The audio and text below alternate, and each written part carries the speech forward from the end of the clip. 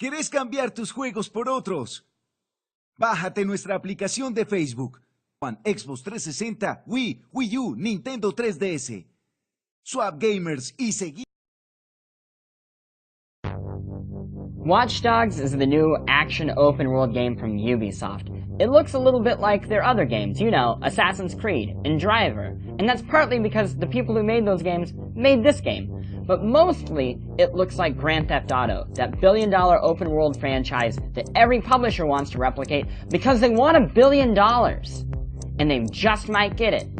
Probably not this time, but maybe down the line. That's how franchises work. You don't hit success the first time. Anyway, the similarities are quite obvious. You drive in cars. You shoot people in faces. You spend a lot of time going from point A to point B. These are superficials. What matters is what's on the inside. Deep down, in their soul, just how similar are Watch Dogs and Grand Theft Auto.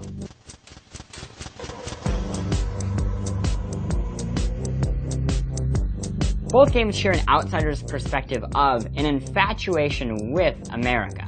Grand Theft Auto is a critique of the United States by way of Scotland, while Watch Dogs is a critique of the United States by way of Montreal. The games are fiercely critical of American culture, whether that be materialism, capitalism, conservatism, or just the general intrusiveness of our own government. Grand Theft Auto focuses mostly on pop culture, so it has a slew of parodies for films, TV, music, and pop radio. The billboard ads are all jokes about the stuff that we pass every day on the way to work. Watch Dogs shoots both higher and lower. Its main target is surveillance state, which is all over the news, and we're very familiar with that right now. But the actual surveillance you see is often kind of PG-13 humor. It's, you know, maybe a little risque, maybe a little bit like, oh, it's after 10 o'clock on ABC, I shouldn't be watching this. It's weird. There's almost an inverted effect between the two games. Grand Theft Auto aspires to be funny, but often comes across unintentionally serious, while Watch Dogs aspires to be serious, but often comes across unintentionally funny. For example, Grand Theft Auto has that torture scene, which I'd never like to see again. And Watch Dogs has the entire plot about your dead niece, because you are killing like 100 people, and you're supposed to give a shit about your dead niece. Let's talk scope. Watch Dogs is unable to really compare to the grand scope of Grand Theft Auto, and to be fair, it never really had a chance. This is the first game in the franchise. Grand Theft Auto's had a long time to work its way up here, and $265 million room in budget. That's a lot of money. That's like Avatar money. I'm not talking The Last Airbender, I'm talking the Avatar people actually saw. While Watch Dogs' version of Chicago includes homes in the suburbs, and skyscrapers downtown, and shacks in the woods somewhere, it can't compare to the entire counties that are included in Grand Theft Auto. But how you interact with the world in Watch Dogs is unique, if not morally questionable. Because you can hack so much of the world itself starts to feel like a tool or a weapon. Even the characters feel less static. In Grand Theft Auto, you could kind of upgrade your character by doing these certain activities and going to the store and changing your look, but it's more explicit in Watch Dogs. You have the ability to earn skill points and apply them towards greater abilities like hacking bridges or pylons. I started with bridges because that's exciting. I ended with pylons because I like to end on a low note.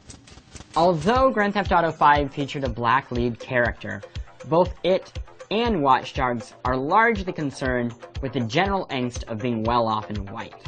At their core, these games are about the privilege to do whatever you want because no one's going to stop you. In Grand Theft Auto, it's clear from the beginning that your characters are godless monsters. That you lie, cheat, and steal, and kill is no surprise to anyone. It's a little more unnerving in Watch Dogs, where the creators seem to want to create an empathic bond between you and their hero. They really want you to care about his personal story, but they really don't care if you care about running over 12 people on the way to the next mission. One last thing, multiplayer. Now, this isn't a value judgment because I think both of them do it very well, if not very differently. With Grand Theft Auto 5, Rockstar became keenly aware that they needed to incorporate multiplayer kind of in the MMO fashion if they wanted to retain their massive audience. The result is GTA Online, which is a standalone experience set in the Grand Theft Auto 5 world. So you are playing Grand Theft Auto 5, or you're playing Grand Theft Auto Online with friends. They're two separate but similar things. Watch Dogs tries to merge single-player and multiplayer, so you have the option to choose multiplayer missions the same way you would choose a single-player mission. There's also the invasion mode, where somebody can hack into your game and steal data from you, unless you find him first and shoot him in the face. What's surprising about Watch Dogs isn't how it replicates the way Grand Theft Auto plays. In fact, that's how it best differentiates itself. The hacking really is a fork in the road for what Ubisoft could do in the future. Now, what's surprising about Watch Dogs is how it just nails the center of Grand Theft Auto. How it has somehow duplicated this angry, cynical, morally ambiguous soul. I don't know how many more open-world games I can play solely about people who hate the world. I get enough of that in real life.